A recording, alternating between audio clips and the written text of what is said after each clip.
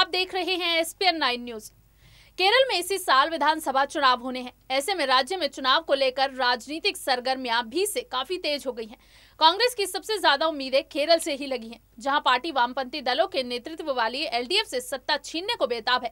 सूबे की वाम मोर्चा सरकार के खिलाफ आए कई बड़े प्रकरण और राहुल गांधी के चलते कांग्रेस सत्ता में वापसी की राह देख रही है। हालांकि बीते महीने केरल के स्थानीय निकाय चुनावों में वाम मोर्चा ने कांग्रेस को जिस तरह झटका दिया, उससे साफ है कि पार्टी की चुनावी राह आसान नहीं है।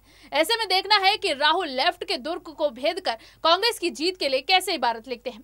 कांग्रेस की जीत के लिए राह तलाशने के लिए बुधवार को राहुल गांधी 2 दिवसीय केरल के दौरे पर कोझिकोड पहुंचे। राहुल इस दौरान UDF नेताओं के साथ सीट बंटवारे के फॉर्मूले के साथ साथ सत्ता में वापसी की रणनीति पर भी मंथन करते हुए दिखाई दिए। राहुल ने केरल पहुंचते ही बंद कमरे में कांग्रेसी नेताओं के साथ बैठक की। केरल विधानसभा चुनाव के मद्देनजर कांग्रेस अपने सहयोगी दलों के साथ सीट बंटवारे को लेकर एक सहमति आपस में बना लेना चाहती है। यही वजह है कि राहुल ने दौरे के पहले दिन ही मुस्लिम लीग के नेताओं के साथ मुलाकात की। कांग्रेस प्रदेश अध्यक्ष मुल्लीपल्ली रामचंद्रन ने इस बात की पुष्टि करते हुए कहा कि UDF गठबंधन का मुस्लिम लीग महत्वपूर्ण घटक दल है। ऐसे में राहुल गांधी ने सहयोगी दलों के साथ वार्ता की है ताकि एक साथ मिलकर मजबूती के साथ चुनावी मैदान में उतर सके। बता दें कि हाल ही में केरल में हुए पंचायत चुनाव में कांग्रेस की अगुवाई वाली UDF को करारी मात खानी पड़ी है। इसके बाद सोनिया गांधी ने कांग्रेस के सबसे प्रभावशाली मुख्यमंत्री और वरिष्ठ नेता अशोक गहलोत को केरल के चुनाव का जिम्मा सौंपा है। इतना ही नहीं, सोनिया ने केरल के सभी नेताओं को एक साथ बैठक कर ये संदेश देने की कोशिश की थी कि पार्टी पूरी तरह एकजुट है। गुटबाजी के चलते ही कांग्रेस ने तय किया है कि केरल में कांग्रेस मुख्यमंत्री पद का चेहरा किसी को घोषित नहीं करेगी, लेकिन चुनावी अभियान की कमान पूर्व CM ओमान चांडी को जरूर सौंपी गई है। केरल में चुनावी कामयाबी की कांग्रेस की जरूरत का एहसास इससे भी लगाया जा सकता है कि स्थानीय निकाय के खराब परिणामों के बाद हाईकमान की पहल पर प्रदेश कांग्रेस के सभी नेता गुटबाजी को किनारे कर एकजुट होकर लड़ने पर सहमत हुए हैं। इसीलिए ओमान चांडी चुनाव अभियान की कमान संभाल रहे हैं, तो सांसद शशि थरूर घोषणा पत्र कमेटी को लीड कर रहे हैं। राहुल गांधी केरल के वायनाड से सांसद हैं, जिसके चलते विधानसभा चुनाव में उनकी साख दांव पर लगी है।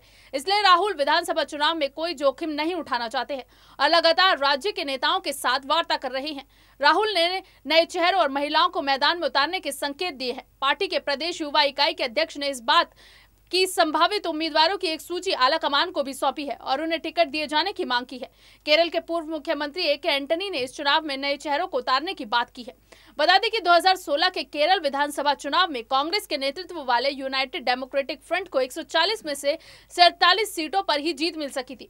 इसमें कांग्रेस ने 87 सीटों पर चुनाव लड़कर 22 सीटों पर ही जीत दर्ज की थी। कांग्रेस की सहयोगी दल इंडियन यूनियन मुस्लिम लीग ने 25 सीटों पर किस्मत आजमाई थी, जिसमें 18 सीटों पर जीत मिली थी। इसके अलावा कुछ सीटें दूसरे सहयोगी दलों को मिली थी। माना जा रहा है कि इस बार कांग्रेस पिछली बार से ज्यादा सीटों पर दावा कर रही है। राहुल गांधी को केरल में न केवल अपने लिए बल्कि कांग्रेस के लिए भी ताकत दिखानी होगी। केरल में सरकार बनाने के लिए 71 सीटों की दरकार होगी। अब राहुल गांधी के केरल से सांसद होने के चलते उन पर एक बड़ी जिम्मेदारी है कि वे कैसे कांग्रेस गठबंधन को सत्ता में वापस लाने की राह बनाते हैं। फिलहाल के लिए बस इतना ही। देश और दुनिया से जुड़ी ताजे तमाम अपडेट्स के लिए आप जुड़े रहिए SPN 9 न्यूज के साथ। और अगर आपको हमारा ये वीडियो पसंद आया है तो इसे लाइक, शेयर एंड कमेंट जरूर करें। साथ ही साथ हमारे चैनल SPN 9 न्यूज को भी जरूर सब्सक्राइब करें।